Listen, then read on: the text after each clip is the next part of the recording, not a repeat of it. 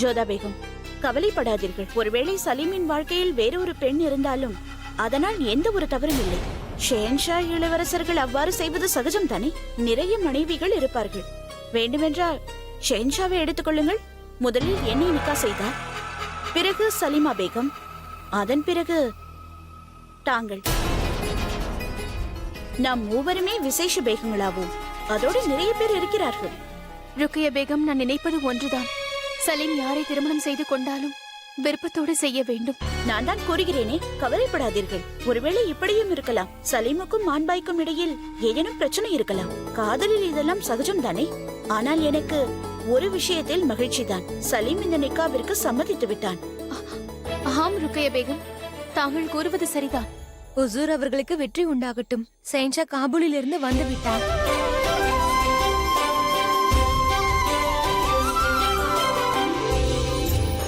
மிர்சா மிகவும் பிடிவாதமாக இருந்தான். நான் அவனுக்கு எவ்வளவோ கூறி புரிய வைக்க முயற்சி செய்தேன். இரவு முழுக்க யோசிக்க நேரம் கொடுத்தேன். ஆனால் அவனோ எங்கோ சென்று விட்டான். அவன் மனதிற்குள் ஏதோ தவறாக எண்ணி இருக்கிறான். நீங்கள் அவனுக்கு பின்னால் படை அனுப்பவில்லையா? நிச்சயமாக இல்லை. நான் அவனுக்கு ஒன்றை புரிய வைக்க முயற்சி செய்தேன். நான் அவனுக்கு எதிரி இல்லை. என்ன இருந்தாலும் அவன் என்னுடைய இளைய சகோதரன் ஆவான். அவனுக்கு சிறிது நேரம் கொடுத்து பாருங்கள். மிர்சா ஹக்கீம் யோசித்தால் மாறுவதற்கு வாய்ப்பு உள்ளது. நானும் அவ்வாறு தான் நம்புகின்றேன். ஆனால் மான்சிங் இதை பற்றி யாரிடமும் எதுவும் கூற வேண்டாம். முக்கியமாக ஜோதா பேகத்திடம் கூற வேண்டாம். இது தெரிந்தால் அவர் மனம் வருத்தப்படுவார். சரி சகின்சா, அவ்வாறே ஆகட்டும்.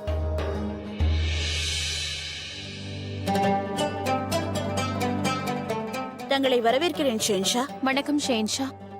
நன்றி. ஆக்ராவிற்கு உங்களை வரவேற்கிறோம். குதாவுக்கு தான் நன்றி. நீ சரியான நேரத்தில் வந்து விட்டாய். நம் சலீமின் நிக்காவை கொண்டாட ஆக்ரா முழுவதும் காத்திருக்கிறது. நீ இல்லையே என்று கவலையாக இருந்தேன். எனக்கும் கவலையாக தான் இருந்தது. நான் வந்துவிட்டேன் அல்லவா? இனி பாருங்கள், அது ஒரு விழாவை போல நடக்கப் போகிறது. அதை யாரும் வாழ்நாளில் மறக்க மாட்டார்கள். நிச்சயமாக. எவ்வாறு மறப்பார்கள்? சலீமைத்தான் அனைவருக்கும் பிடிக்குமே. மான்பாயும் எந்த வகையிலும் குறைந்தவளல்ல. ஆமீரில் அனைவருக்கும் அவளை பிடிக்கும். அழகிலும் அன்பிலும் தன் அத்தையை மிஞ்சிவிட முடியுமா என்ன? சலாம் அம்புஜான். எப்படி இருக்கிறீர்கள்? நான் நலமில்லை. ஏன்? அப்படி என்ன நடந்து விட்டது? என் மீது தங்களுக்கு கோபமா? தங்கள் மீது அல்ல, ஜோதா அமிஜான் மீது தான் கோபம். அட, நான் என்ன செய்தேன்? அவர் என்ன தவறு செய்து விட்டார்? அது பெரிய தவறு. நீங்கள் இங்கு இல்லாத சமயத்தில் ஜோதா அமிஜான் எனக்கு பிடித்த உடைகள் எதுவும் போடவிடவில்லை. ஆனால் ஆரம்பானோ, உனக்கு பிடித்த உடையை தானே உனக்கு போட்டு விட்டேன். எனக்கு பிடித்த நேரத்தையே தாங்கள் மறந்து விட்டீர்கள். தாங்கள் இங்கிருந்து சென்ற பிறகு யாரும் என்னை கவனிக்கவே இல்லை. அனைவரும் என்னை பார்த்து கேலி செய்கிறார்கள். தாங்கள் தான் அவர்களை தண்டிக்க வேண்டும் தந்தையே. என் மகளின் கட்டளையை என்னால் நிறைவேற்றாமல் இருக்க முடியுமா? தாங்கள் ஏன் இவ்வாறு செய்தீர்கள் ஜோதா பேகம்? நீங்கள் தவறு செய்து விட்டீர்கள். அதற்காக தாங்கள் உடனே இவளிடம் மன்னிப்பு கேட்க வேண்டும். நான் உங்களிடம் காதை பிடித்து மன்னிப்பு கேட்டுக் கொள்கிறேன். என்னை மன்னித்து விடுங்கள். இது போன்ற தவறு இனிமேல் நடக்கவே நடக்காது. மன்னிக்க முடியாத தண்டனை அனுபவித்தாங்க வேண்டும். கூறுங்கள், எனக்கு என்ன தண்டனை தருவீர்கள்? 10 முறை முட்டி போட வேண்டும். என்ன? இது மிகப்பெரிய தண்டனை ஆயிற்று. உடனே செய்யுங்கள், இல்லை என்றால் தண்டனை அதிகமாகிவிடும். இன்னும் அதிகமாகிவிடும். எனக்கு என்ன தோன்றுகிறது என்றால், இம்முறை இவரை நாம் மன்னித்து விட்டு விடலாம். ஏனென்றால் இது இவருடைய முதல் தவறு அல்லவா? மீண்டும் இவ்வாறு தவறு செய்தால் அப்போது இவருக்கு 10 முறைக்கு பதிலாக 20 முறை முட்டி போட சொல்லலாம். இனி தவறு நடக்காதல்லவா? கண்டிப்பாக இல்லை, உறுதியாக சொல்கிறேன். சரி, மன்னித்து விட்டேன். நீங்கள் ஒரு விஷயத்தை புரிந்து கொள்ள வேண்டும். இந்த இரக்கமுள்ள இளவரசியான நான் உங்கள் மீது இரக்கம் காட்டிவிட்டேன்.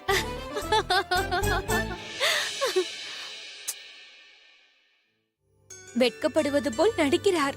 விஷயம் என்னவென்றால், என்னுடைய வருங்கால அண்ணி என்னுடைய அழகான சலீம் அண்ணனோடு தனியாக பேசுவதற்கு ஆசைப்படுகிறார்கள். அப்படியெல்லாம் ஒன்றுமில்லை. சில நாட்களுக்கு முன்பிலிருந்தே நான் இந்த வேண்டுதலை வைத்திருந்தேன்.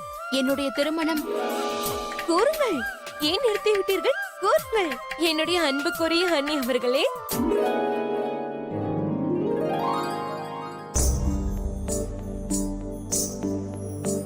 மாஷா அல்லாஹ், எவ்வளவு அழகாக இருக்கிறாய். ஜோதா பேகத்தை போலவே அழகாக இருக்கிறாய். உன் மீது யார் கண்ணும் பட்டுவிடக் கூடாது. இதுதான் ஜோதா பேகம் கூறிய அந்த நெற்றி சுட்டியா? உன்னிடம் இந்த பொன்னகை இருக்கலாம் மான்பாய், ஆனால் சலீமின் மனதில் வேறு ஒரு பெண் இருக்கிறாள். நீ பார்ப்பதற்கு வேண்டுமானால் ஜோதா பேகம் மாதிரி இருக்கலாம், ஆனால் நீ எப்பொழுதும் ஜலால் ஜோதா பேகம் மாதிரி ஆகவே முடியாது.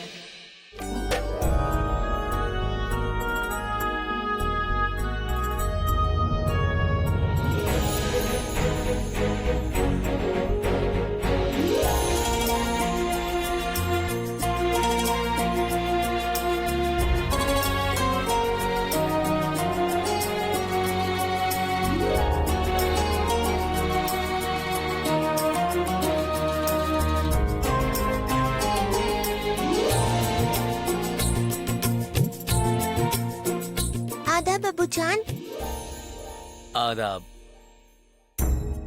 நீங்கள் எனக்கு ஒரு உதவி செய்வீர்களா? தாங்கள் கட்டளை நிறைவேற்றப்படும். நீங்கள் எனக்காக ஒரு மடல் எழுதி ஒருவரிடம் கொடுக்க வேண்டும். இந்தார். அதாவது என்னவென்றால், இன்று நீங்கள் மிகவும் அழகாக இருக்கிறீர்கள்.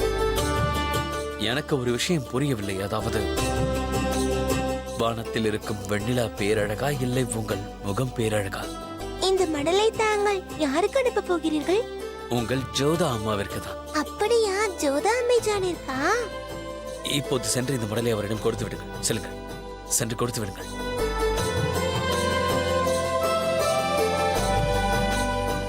இதை தங்களுக்காக செஞ்சா கொடுத்து அனுப்பினார். இங்கு வா, அதை என்னிடம் தா. இதை நானும் பார்க்கிறேன். அப்படி என்ன விஷயத்தை ஷெஹன்ஷா அவர்கள் கூறாமல் ராஜமாதா அவர்களுக்கு கடிதமாக எழுதியிருக்கிறார் என்று.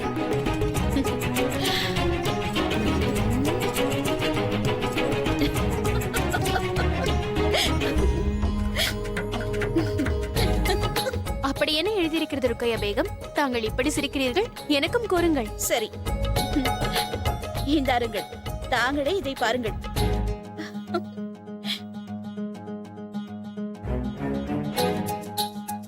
இன்று நீ மிக அழகாக இருக்கிறாய். எனக்கு புரியவில்லை,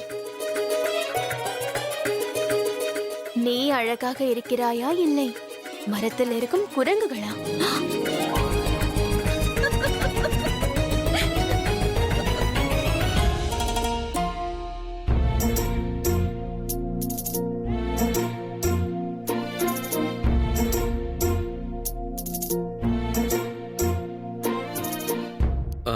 அது மடலை தாங்கள் படித்தீர்கள் அல்லவா?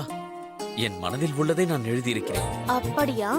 அப்படி என்றால் தங்களுக்கு என்னை பார்க்கும் பொழுது மரத்தில் இருக்கும் குரங்கை போல் தெரிகிறதா? எனது ஒன்றும் தெரியாதவர் போல் நடிக்காதீர்கள். அனைவர் முன்பும் என்னை அசிங்கப்படுத்தி விட்டீர்கள். இப்பொழுது ஒன்றும் தெரியாதவர் போல் நடிக்கிறீர்கள். சரி சரி, சற்று பொறுமையாக இருங்கள் ஜோதா பேகம். அதாவது நான் இந்த கடிதத்தில் உங்களை மரத்தில் இருக்கும் குரங்கு என்று கூறியிருக்கிறேன் என்கிறீர்களா? யாக்குதா, இந்த காலத்து குழந்தைகள் என்னிடமே விளையாட்டு காட்டுகிறார்கள். என்னை நம்புங்கள் ஜோதா பேகம், நான் இந்த கடிதத்தில் என்ன எழுதினேன் என்றால், உங்களது முகம் அந்த நிலாவை விட பேரழகாக இருக்கின்றது. ஆனால் அரம்பானுதான் அதை மாற்றி குரங்கு என்று எழுதியிருக்கிறார். போகட்டும், விடுங்கள். எனக்கு தெரியும், நீங்கள் தான் என்னை பரிகாசம் செய்கிறீர்கள். கடைசியில் பாவம் சிறு குழந்தை மேல் பழி போடுகிறீர்கள். அல்லா மீது ஆணை ஜோதா பேகம், குதா மீது ஆணை. நான் எப்படி உங்களை அவ்வாறு கூறுவேன்? நான் என் மனதில் இருக்கும் என் காதலைத்தான் உங்களிடம் கூற நினைத்தேன். ஆனால் அந்த அரம்பானு அதை மாற்றி எழுதிவிட்டாள். அது மட்டுமல்ல, தாங்கள் என்னுடைய பிரியமான பேகம், நான் உங்களை மிகவும் நேசிக்கின்றேன். உண்மையிலேயே இன்று நீங்கள் மிகவும் அழகாக இருக்கிறீர்கள்.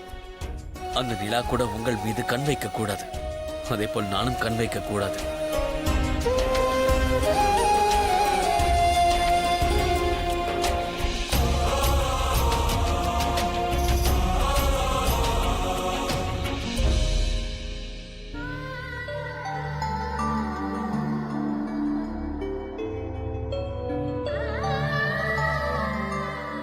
அட, என்ன இது? காளி மாதாவிற்கு அர்ப்பணிக்க நான் சிவப்பு பூக்களை கொண்டு வரவே இல்லையே. அவை இல்லாமல் பூஜை செய்தால் முழுமையடையாது. நீ எதற்கும் கவலை கொள்ளதே மான்பாய், நான் சீக்கிரமே பூக்களோடு வருகிறேன்.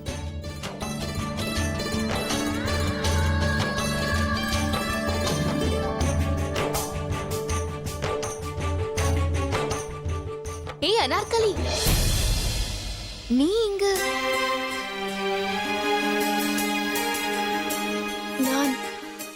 நான் மசூதியிலிருந்து வருகிறேன். நானும் கோவிலுக்கு தான் செல்கிறேன்.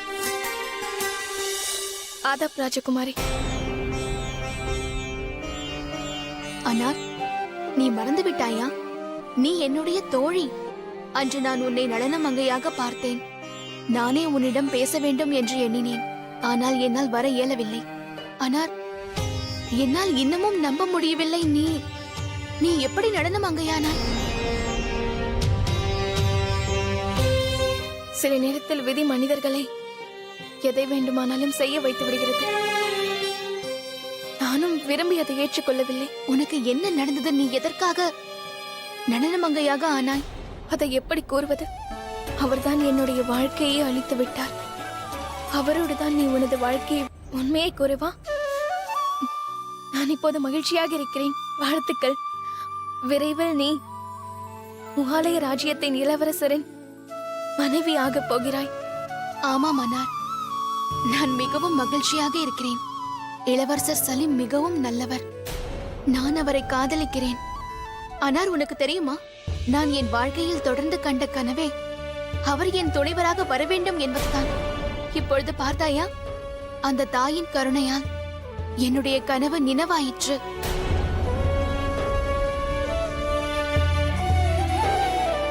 குதா உன்னை மகிழ்ச்சியாக வைத்திருக்க வேண்டும்.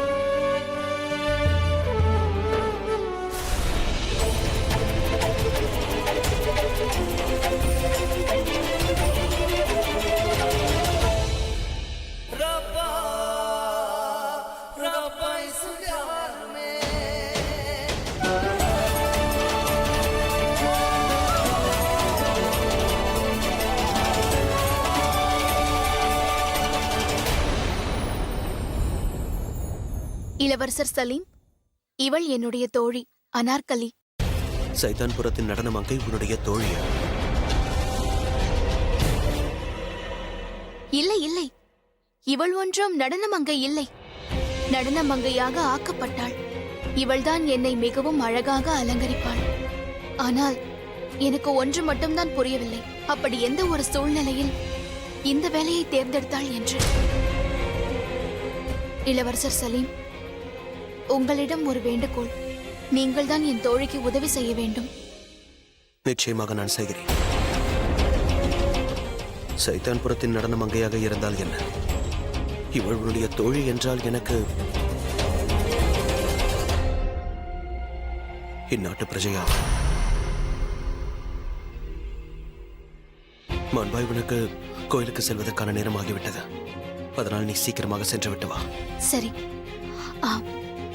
அனார், இப்பொழுது நான் செல்கிறேன். நீ கவலைப்படாதே.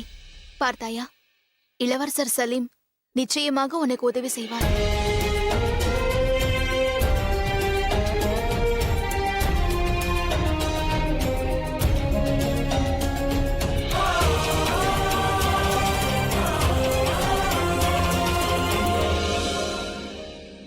நான் செல்கிறேன். குதாஃபிஸ்.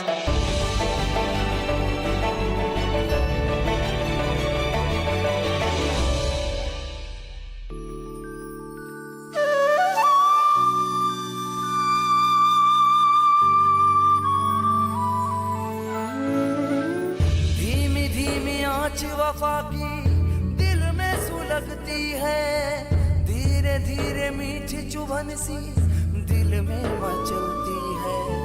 रात दिन किसी की यादें करवटें बदलती है। காதலுக்காக நான் பிறந்தவன் என்று அனைவரும் கூறுவார்கள். ஆனால் உண்மையில் உன்னை வெறுப்பதற்காகவே நான் பிறந்துள்ளேன். எனக்கும் தங்களின் மீது வெறுப்பு இருக்கிறது.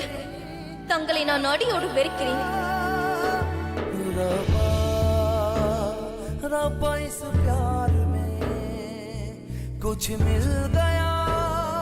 நான் இந்த உலகத்தில் யாரையாவது அதிகம் வெறுக்கிறேன் என்றால் அது நாதிராவை தான், அதாவது உன்னை.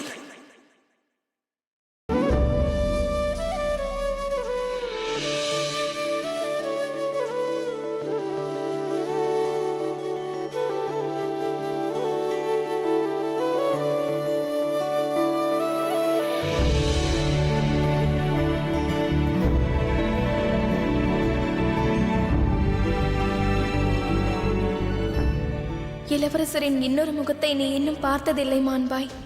நீ அவருக்கு உன் இதயத்தில் இடம் கொடுத்திருக்கிறாய்.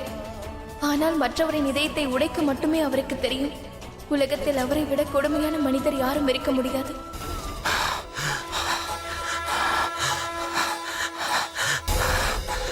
ஏன் பதற்றமாக இருக்கிறாய்? உனக்கு என்ன வயிற்று? அந்த பெண்ணிற்கு 2 வாய்ப்புகள் கிடைத்தது. 2 வாய்ப்புகள்.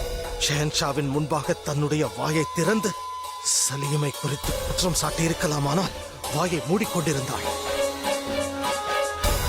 அந்த 2 வாய்ப்புகளில் சலீமுக்கும் ஷெஹன்ஷாவுக்கும் இடையில் மிகப்பெரிய பிளவு ஏற்பட்டிருக்கும். ஆனால் என்னுடைய திட்டம் வேலை செய்யவில்லை. ஒருவேளை அந்த பெண் மிகப்பெரிய புத்திசாலியாக இருக்க வேண்டும், இல்லை முட்டாளாக இருக்க வேண்டும். ஆனால் நீதான் மிகவும் புத்திசாலி ஆயிற்றே. ஒரு முறை கணக்கு தவறிவிட்டால் என்னவாகும்? நான் அறிவேன். இதோ பார், நான் நன்கு அறிவேன். உனது திட்டத்தை நீ தோற்க மாட்டாய். நான் தான் முன்பே உன்னிடம் கூறினேனே, உனக்குள் உனது பாட்டியார் மகாமாங்கா அவர்களின் திறன் உள்ளதென்று கூறினேன் அல்லவா? யோசி, திட்டத்தை நடத்த தீவிரமாக யோசி. உனது பாட்டியை போல் யோசி. ஏதாகிலும் தோன்றுகிறதா? ஏதாவது தோன்ற வேண்டுமே உனக்கு. குறு என்ன தோன்றுகிறது?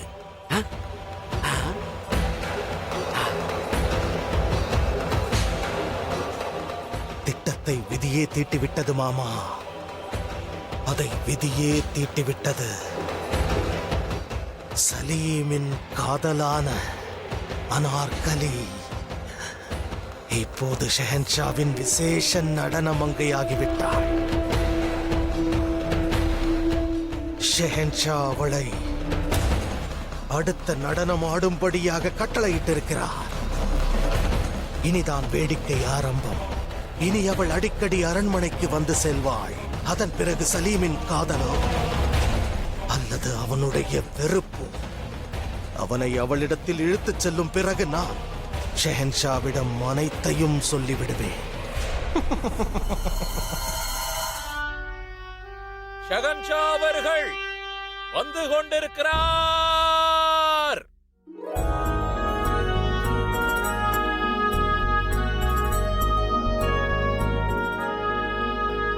என்ன இது ஷேகு? நீ இன்னும் தயாராகவில்லையா? நான் தயாராக நினைத்தேன், அதற்குள் நீங்கள் வந்துவிட்டீர்கள். சரி, ஒன்றும் பிரச்சனை இல்லை. குதா எதை செய்தாலும் அதை நன்மைக்காகத்தான் செய்வார். இப்போது நீங்கள் தயாராகாததால் என் கையாலேயே உங்களை தயார் செய்யும் வாய்ப்பை அவர் அளித்திருக்கிறார். தங்களுக்கு எதற்கு சிரமம்? நானே தயாராகிக் கொள்கிறேன்.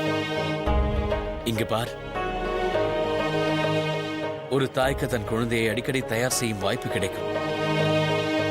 ஆனால் ஒரு தந்தைக்கு அந்த வாய்ப்பு இப்போதாவது தான் கிடைக்கும். அதனால் இந்த வாய்ப்பை நான் நடுவ விட மாட்டேன்.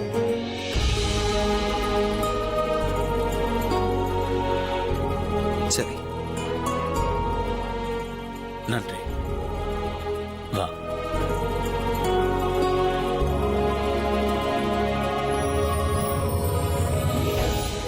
உன்னை நினைத்தால் பெருமையாக இருக்கிறது. எனக்கு புரியவில்லை. அசீஸ் என்னிடம் அனைத்தையும் கூறிவிட்டார். நான் இல்லாத நேரத்தில் நீ திட்டம் தீட்டி அந்த பெண்ணின் உயிரை காப்பாற்றி இருக்கிறாய் அல்லவா? நீங்கள் செய்வதைப் போல்தான் நானும் செய்துள்ளேன். தாங்கள் இல்லாததால் உங்கள் கடமையை நான் நிறைவேற்றியுள்ளேன். மிகவும் பிரமாதம். இன்ஷா அல்லாஹ் இதே போல ஒரு நாள் என் கைகளாலேயே இந்த முகலாய சாம்ராஜ்யத்தின் கிரீடத்தை என் பிள்ளைக்கு சூட்ட வேண்டும்.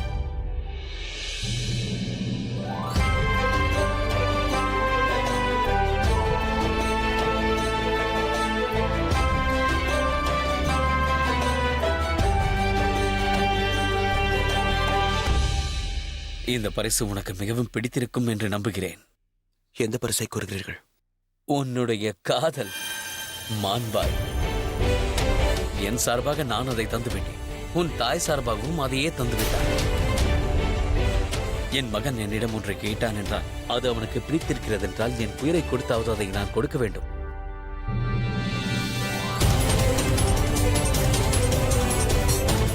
எங்கு சென்று விட்டாய் நீ?